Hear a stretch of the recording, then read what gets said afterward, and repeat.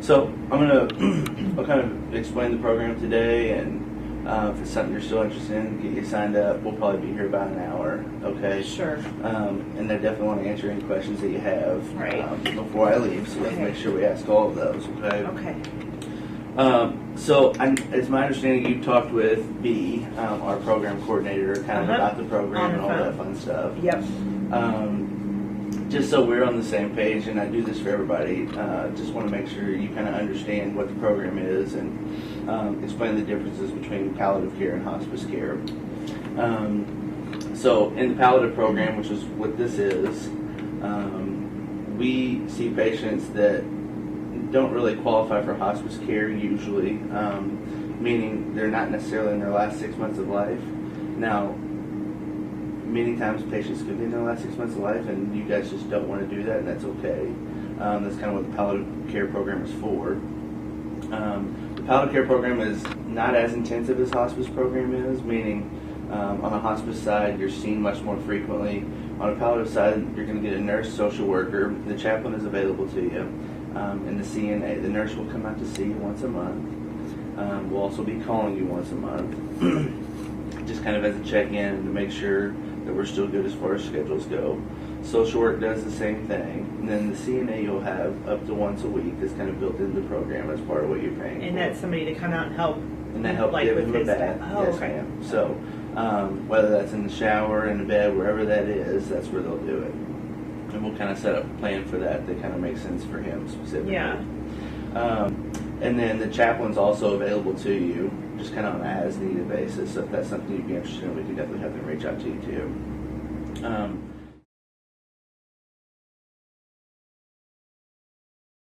So tell me a little bit about kind of what you think he needs palliative care for, other than his pain. Well, you know, he's been dealing with this disease for probably, it's been like 6 years. He kind of went into the hospital, had a knee replacement, and they found a few things that they said he's actually got Parkinson's. We didn't even know. Okay. He was working at that point, still working in the yard, doing bookkeeping on the side, and since then he's been on all the meds for Parkinson's. Right. And in the last year, 9 months, has gotten pretty bad with his memory and being able to take care of himself. So I moved in here because he didn't want to leave his house. So this is his house? Yeah. Okay, great. And which it was easy for me to go, and it's fine, but you know, I'm now having to work less and less because I'm afraid to leave him by himself. Sure. But he has really good days, and it just seems like in the last, I don't know, 3 months or so, with it being, he's moving just less and less, or let's say he used to get up all 3 meals and tell me like it's time to eat. And now it's like, Dad, you want to eat something? Okay. Sure. Yeah. Okay. And remind him that it's time to eat, and he'll eat if I set it in front of him. Okay. And he's able to do it himself. It's just like if I wasn't here and said we need to eat, he wouldn't eat. I don't think he'd make himself anything. Sure. And because he hasn't been moving around and doing his regular stuff, I feel like he's getting like just weary. Okay. You know? Yep. So as far as moving around, is he able to stand on his own? Yeah, and they, last time we went to the hospital, the rehab people, you know, the physical therapists come in, and they gave us one of those belts, and so I used that because I started getting worried, and he's taller than me, and so I started getting worried that he was, you know, having to be grabbed back. I didn't want him to fall, and he's really slow. Okay. Okay. So he is able to walk. He is eating. Is he incontinent ever?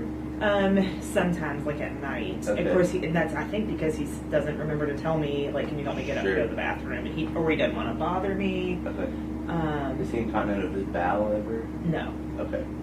Okay. Not yet. Yeah. No. Sure. Okay. And does he wear a brief all the time? He does now. Okay. Much to his dismay. Yes, but Sure. So, it definitely sounds like he's an appropriate patient for a palliative care program. Okay.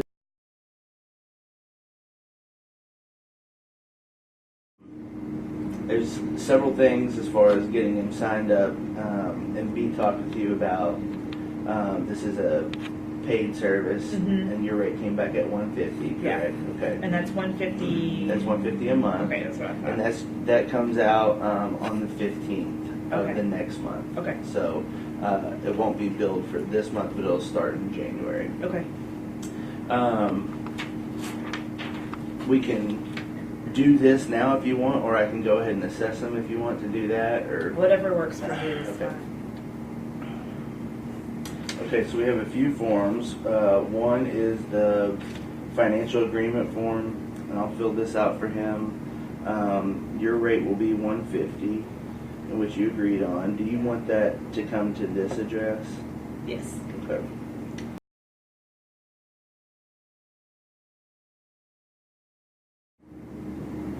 There's your card. And does he have insurance cards? And the reason I'm asking is, although we don't charge his insurance, we like to document who his insurance providers are, so that way we can show insurance providers in the future a value of this program and hopefully get them to pay for it.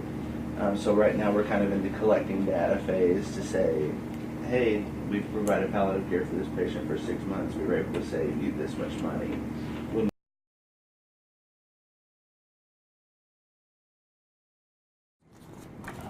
There's a few more things in this packet I want to just kind of explain to you before we sign some stuff. This is your informed consent. You're going to sign this actually in the computer, but we give you a paper copy so Okay. you have the ability to read that and know what you're signing. Okay. Couple key highlights in here that you should be aware of. One is that the insurance doesn't cover anything and that this is a private pay program. Okay. And then listed on here is our drug destruction policy. So there's a new law that's come out in the state of Kentucky that says anybody that's under our care that currently has narcotics in the home, whether we write for them or not, if those meds are discontinued, we have to see to it that they're destroyed. So we can either assist you in doing that or we can watch you do it, but we just have to make sure that those are done. If they're not, we have to report it.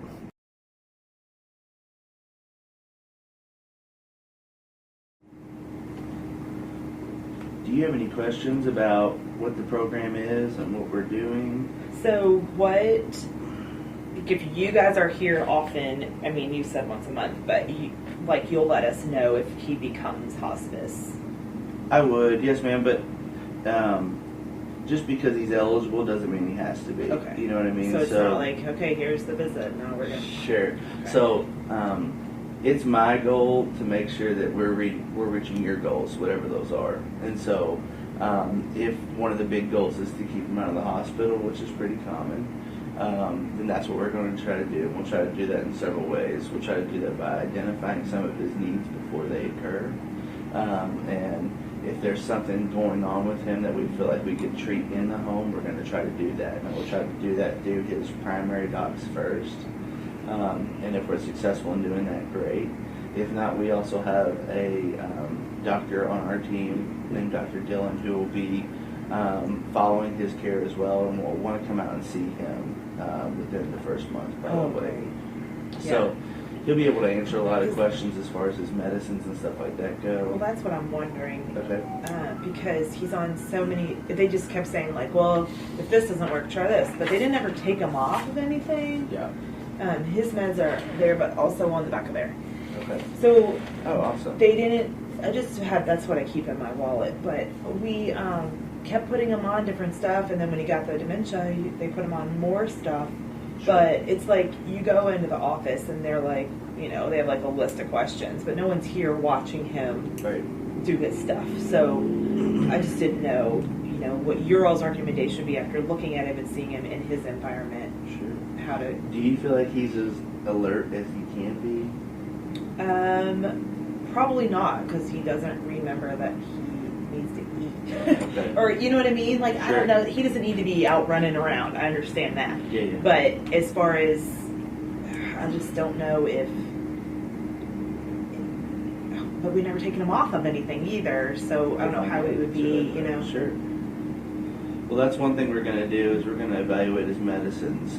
Another great part about our program is every 2 weeks we sit down and discuss all of the patients in the program. For all new patients, we do that every time, and then he'll be teamed on monthly after that. And so what I mean by team is the nurse, social worker, chaplain, volunteer manager, doctor, and our manager all kind of sit down around a table, and we're constantly reevaluating his goals. What are we doing to make sure that those goals are being met? And then are there things that we're doing that don't really make sense towards his goals? And so I guess my other question too, while you're doing that, is Yes, ma'am. as far as scheduling, like if there's better days for us, can we do like a standing appointment, or do you guys kind of try to plan that ahead of time, or? we do. Okay. So before I leave here today, we'll want to try to get your next nursing visit kind of in my computer so we know what to do. Now, I know as well as you do that things change. Yeah. And so we're super flexible as far as that goes. It's nice that he only has to be seen once a month from our standpoint, because we can move him kind of wherever we need to that makes sense for you. So I would like to try to see him again probably in about 2 weeks. Okay. And then we'll kind of set the monthly calendar from there. Sure. We can do a standing day. Lots of our patients do like a Wednesday at 10. Yeah. And Something that's like that would be great. totally that fine way. to do. Yeah. And then the same thing for the CNA. Yes, ma'am. They can tell me what's good for them, but just as long as I know. Yep. That helps So, out. how it'll work is once I leave here, I'll contact them and let them know that yes, they're interested. Okay. And then they'll call you to set up the time to come out and meet him for the first time. Okay, great.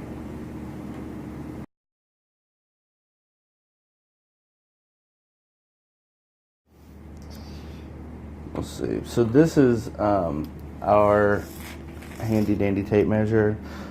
We use this to measure their arms. So lots of times for people that aren't able to stand and get on a scale, this is another way for us to quantify that they're wasting muscle. So another way for us to show that he's declining. Okay. So I'll get one today, and then we'll do this every time we come to see him too.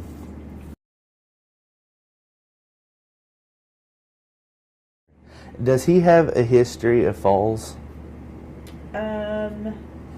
No. I mean, he's fallen before, but He doesn't fall regularly? no, not yet. That's Okay. what I've tried. But, well, all I've got is a cane, and he can hardly use that anymore, so I have him grab that while I use the belt.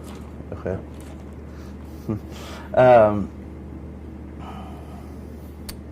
So we may want to talk to his doctor about getting him something more substantial to walk with, maybe a walker for sure. Because what we really want to try to avoid is him falling if at all possible. Right. Like I said, he's taller than me, so that worries me too, because Sure. being able to kind of... And is therapy something you're interested in, or do you feel like you wouldn't really get a benefit from that? I mean, we could try it if they can come here. Sure. But I can't get him. I mean, Right. it's an adventure trying to get him in and out of the car and Okay. everything. If that's something that they do. We'll definitely ask your doctor about it, and if Okay. that's something that they want to pursue, then they can get that ordered.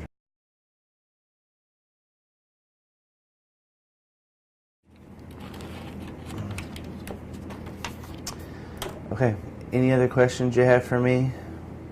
Are you going to call me back with what to do about his pain? Yes. So as soon as I leave here, I'll call his doc. His doctor. Okay. And I'll let them know kind of what's going on and who we are and what our program does, and make sure they kind of understand that we're involved. And then as soon as I hear back from them, I'll give you a call back and let you know. If I don't hear back from them this week, then I'm going to talk with Dr. Dillon anyways about him, and just kind of give him a heads up that this may be somebody that we need to look into managing his pain. Yeah. If I don't, so today is Monday. If I don't get a call back from them tomorrow, I'll try him one more time. That's usually kind of how it goes. And then if I don't hear from him by Wednesday, I'll talk with Dustin, and maybe we can get him started on something for his pain then. Okay. Does he take